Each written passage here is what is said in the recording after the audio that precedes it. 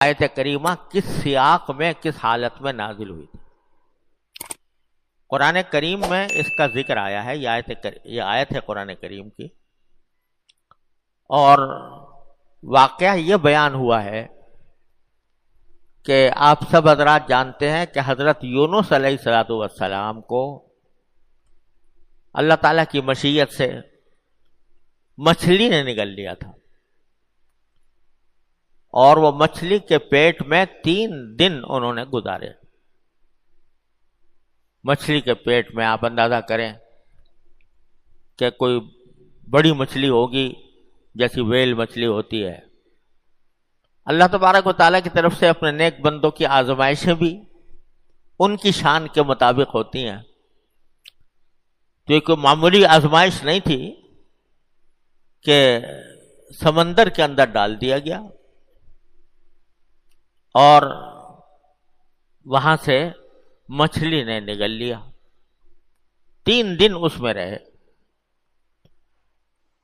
اب آدمی اگر مچھلی کے پیٹ میں چلا جائے تو اس کا ایک ایک لمحہ قیامت ہوگا، ایک ایک لمحہ کے اوپر کیا گزرے گی اس کے اوپر۔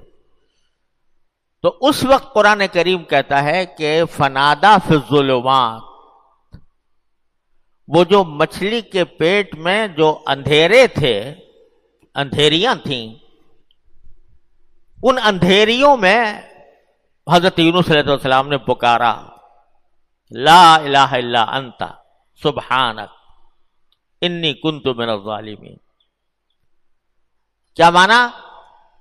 کہ آپ کے سوا کوئی معبود نہیں، کوئی خدا نہیں، سبحانک، آپ کی ذات ہر قسم کے شرک سے پاک ہے، انی کنت من الظالمین، اور خود میں ہی ظلم کرنے والا تھا جس کے نتیجے میں مجھے یہ سزا مل رہی ہے یا میں اس آزمائش میں گرفتار ہوں۔ اب یہاں آپ ذرا یہ دیکھو کہ موقع تو یہ تھا کہ آدمی دعا کرے یا اللہ مجھے اس مچھلی کے پیٹ سے نکال دے، مجھے اس قید خانے سے رہائی عطا فرما دے، مجھے اس ظلمت سے، اس اندھیرے سے میری جان بچا لے۔ لیکن حضرت یونس علیہ السلام نے براہ راست کوئی دعا اس قسم کی نہیں کی، بس کیا کہا؟ لا الہ الا انت، اے اللہ آپ کے سوا کوئی معبود نہیں۔ یہ ایک عجیب جملہ ہے، اس میں در حقیقت سب کچھ پنہاں ہے۔ لا الہ الا انت کے معنی یہ ہے کہ اس کائنات میں جو کچھ ہو رہا ہے، جو کوئی واقعہ پیدا وجود میں آتا ہے، ظہور میں آتا ہے، اے اللہ وہ آپ ہی کی مشیت سے آتا ہے۔ لہذا اگر میں مچھلی کے پیٹ میں گیا تو کسی اور نے نہیں، آپ ہی نے مجھے بھیجا، آپ ہی نے بھیجا۔ تو پہلے تو یہ اقرار ہے، یہ اعلان ہے کہ چونکہ آپ کے سوا کوئی معبود نہیں، آپ کے سوا کوئی خدا نہیں، آپ کے سوا کوئی مالک نہیں، آپ کے سوا کوئی قادر مطلق نہیں، اس واسطے جو کچھ میرے ساتھ ہوا ہے وہ آپ ہی نے کیا ہے، آپ نے کیا ہے، آپ کی مشیت سے ہوا ہے۔ اب یہ کہ آپ کی مشیت سے مجھے مچھلی کے پیٹ میں ڈال دیا گیا، تو اس میں ایک شکوے کا پہلو ہو سکتا تھا کہ آپ ہی نے ڈال دیا مجھے اس مچھلی کے پیٹ میں، تو گویا ایک طرح سے شکوہ ہوا کہ میں یہ مچھلی کے پیٹ میں جو گیا وہ آپ نے بھیجا، آپ ہی اس کے ذمہ دار ہیں اور آپ ہی نے مجھے ڈالا ہے۔ تو شکوے کا جو ایک شائبہ پیدا ہو سکتا تھا اس کو سبحانک کہہ کر دور فرما دیا۔ سبحانک، آپ ہر عیب سے پاک ہیں، آپ ہر عیب سے پاک ہیں، لہذا آپ نے جو ڈالا وہ کسی ظلم کی وجہ سے نہیں کہ مجھ پر ظلم کرنا مقصود تھا، اور کسی زیادتی کی وجہ سے نہیں کہ مجھ سے کوئی زیادتی کرنی تھی یا کوئی میری بدخواہی پیش نظر تھی. تو لا الہ الا انتا، جو کچھ ہوا وہ آپ ہی کی مشیت سے ہوا اور کسی عیب کے بغیر ہوا، کسی نقص کے بغیر ہوا. سبحانک، جو کچھ ہوا وہ آپ کی مرضی سے ہوا. اور اصل سبب کیا تھا؟ آپ کی طرف سے کوئی زیادتی نہیں تھی، آپ کی طرف سے کوئی ظلم نہیں تھا. اصل سبب کیا تھا کہ انی کنت من الظالمین، میں ہی ظلم کرنے والا تھا. اس ظلم کا بدلہ مجھے اس صورت میں ملا ہے، آپ کی مشیت سے، آپ کی قدرت سے، آپ کے فیصلے سے. کیا معنی ہوئے؟ کہ اللہ تبارک، اے اللہ جو کچھ ہوا وہ آپ کے فیصلے سے ہوا اور آپ کی مشیت سے ہوا، آپ کی مصلحت سے ہوا، جس میں کوئی عیب نہیں. اور اس کا اصل سبب یہ تھا کہ میں خود ظلم کرنے والا تھا، اس واسطے یہ ساری آزمائش مجھے بھگتنی پڑی. تو کیا ہوا کہ اقرار ہے ایک طرف اپنی غلطی کا، اپنے طرف سے جو خطا ہوئی اجتہادی، اگرچہ وہ اجتہادی خطا تھی لیکن اس کے اوپر استغفار ہے، اقرار ہے، اور اللہ تعالیٰ کی مشیت پر رضامندی کا بھی اظہار ہے. کیونکہ آپ سبحانک، آپ ہر غلطی سے پاک ہیں، لہذا آپ کے اس فیصلے میں کوئی نقص نہیں، کوئی عیب نہیں. تو سارا کچھ کیا ہے؟ اللہ تعالیٰ کی قدرت کاملہ کا اعلان، اس کی مشیت پر، اس کے فیصلے پر رضامندی کہ آپ نے جو کچھ کیا وہ ٹھیک کیا، اس میں کوئی عیب نہیں، کوئی نقص نہیں. سبحانک. اور اپنی غلطی کا اعتراف کہ انی کنت من الظالمین.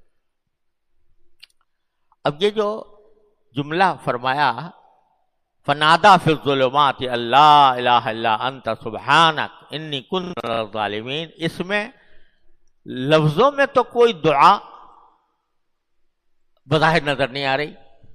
سارا کچھ ایک تو اللہ تعالیٰ کے فیصلے پر رضامندی کا اظہار ہے، اور دوسری طرف اپنی غلطی کا اعتراف ہے کہ میں ظلم کرنے والا. در پردہ اس میں دعا کا ایک پہلو ہے جو لفظوں میں نہیں ہے لیکن بڑا لطیف انداز ہے اللہ تعالیٰ سے مانگنے کا.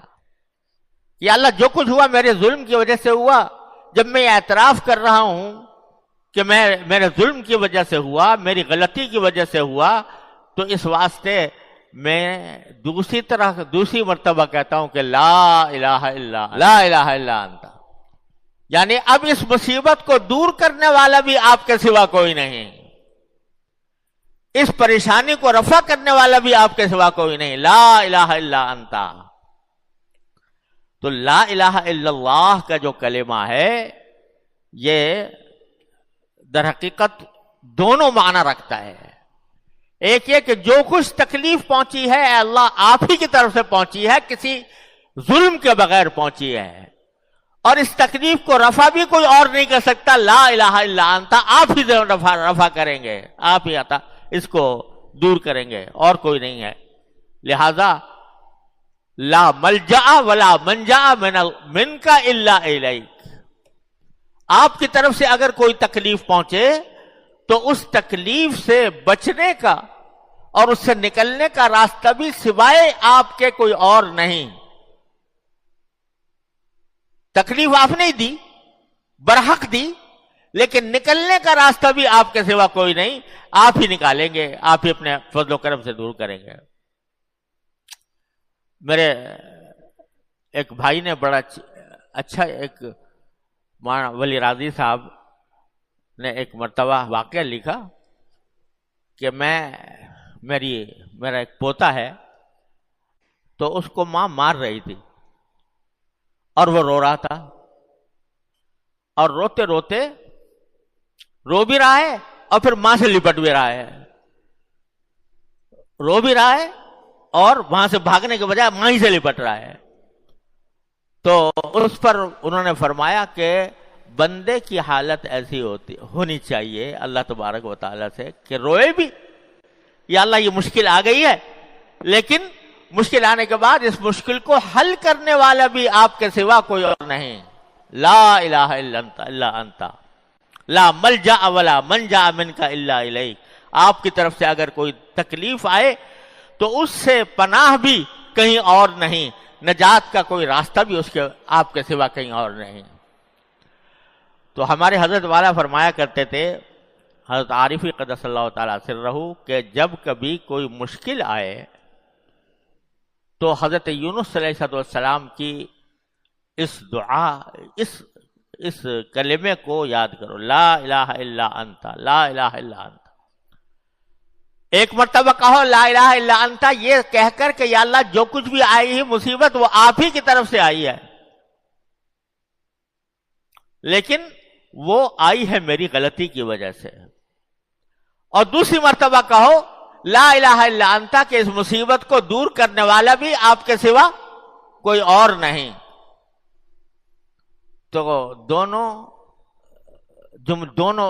ایک مرتبہ اس تصور کے ساتھ کہو، دوسری مرتبہ اس تصور کے ساتھ کہو۔ اور پھر ہمارے حضرت والا تو شاعر بھی تھے، تو غالب کا شعر سنایا کرتے تھے۔ غالب کا ایک شعر ہے کہ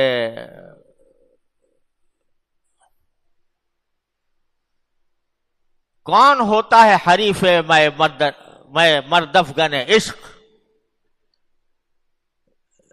کون ہوتا ہے حریف میں افغن عشق، ہے مقرر لب ساقی پہ صلا میرے بعد۔ یعنی وہ تو یہ کہہ رہا ہے کہ وہ شاعروں کی زبان ہے کہ میخانے میں ساقی جو ہوتا ہے، جو پلاتا ہے، تو میں جب سے چلا گیا ہوں میخانے سے تو وہی آواز لگاتا پھر رہا ہے کہ کون ہوتا ہے حریف میں مرد افغن عشق، اب عشق کی شراب کو حاصل کرنے والا کون ہوگا؟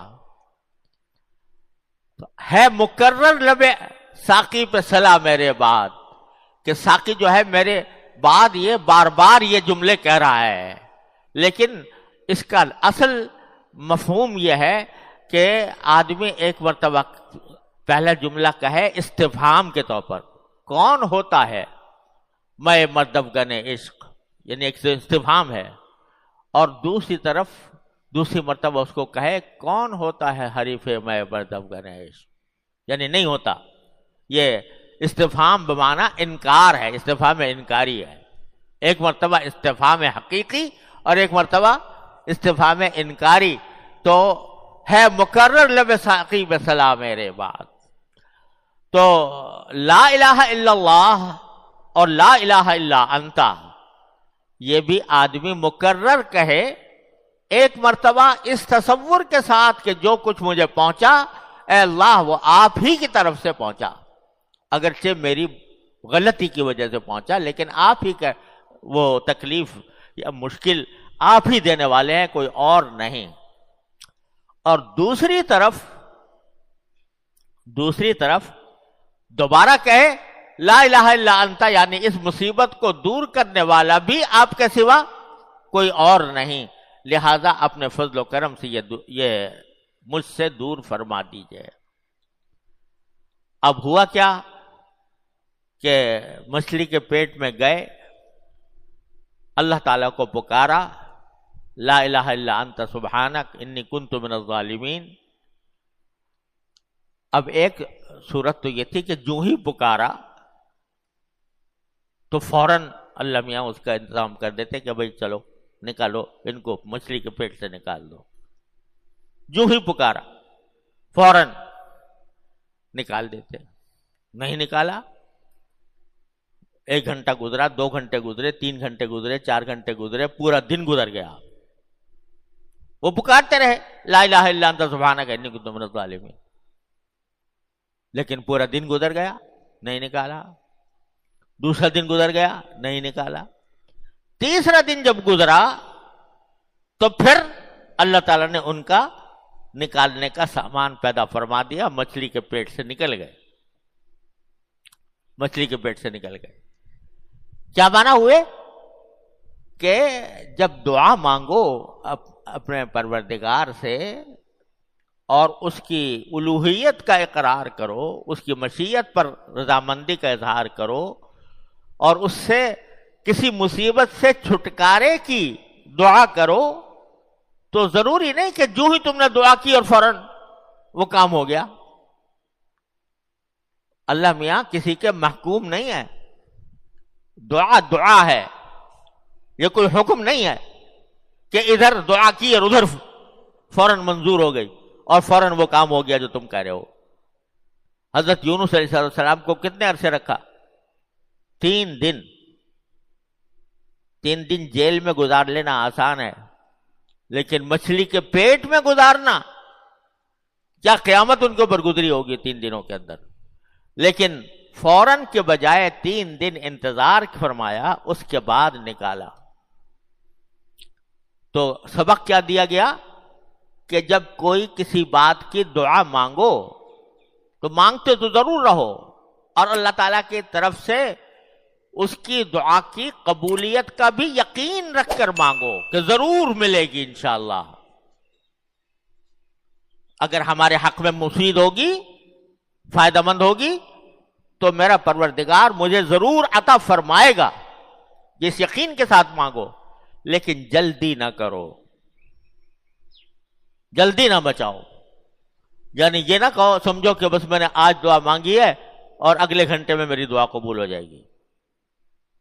یہ اللہ تعالیٰ کی مشیت پر چھوڑو۔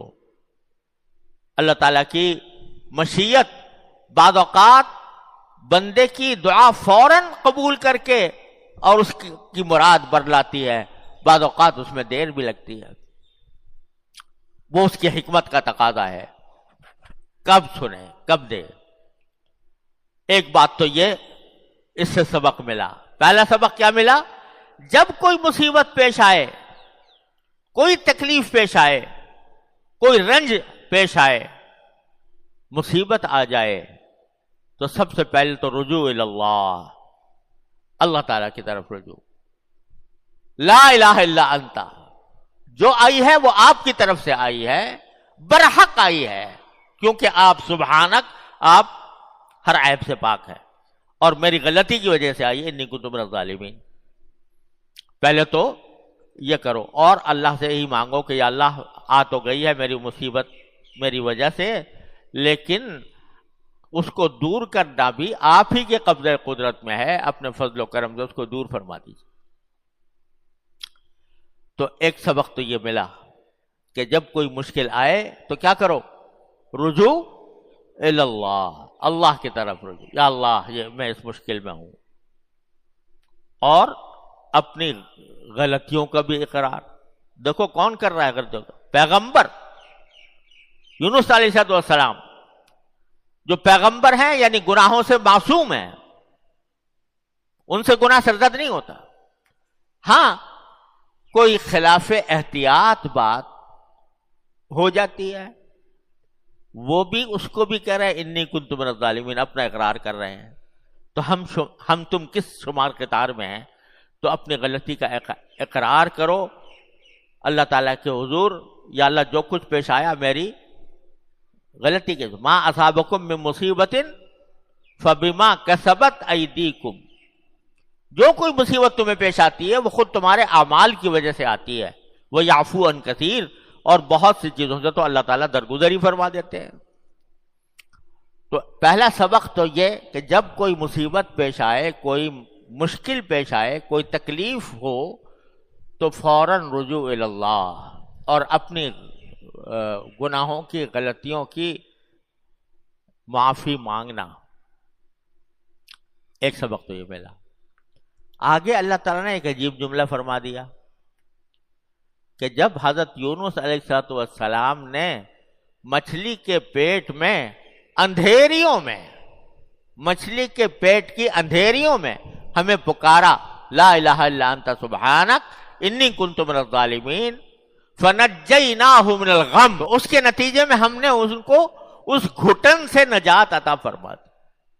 وہ گھٹن جو مچھلی کے پیٹ میں پیش آ رہی تھی، اس سے نجات عطا فرما دی۔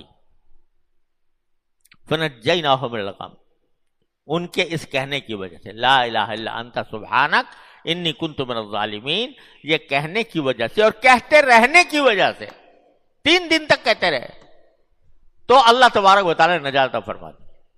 یہ تو ہو گیا، سبحان اللہ۔ اگلا جملہ کیا فرمایا؟ وَكَذَلِكَ نُنْجِي الْمُؤْمِنِينَ، وَكَذَلِكَ نُنْجِي الْمُؤْمِنِينَ، اور اسی طرح ہم ایمان والوں کو نجات عطا فرماتے ہیں۔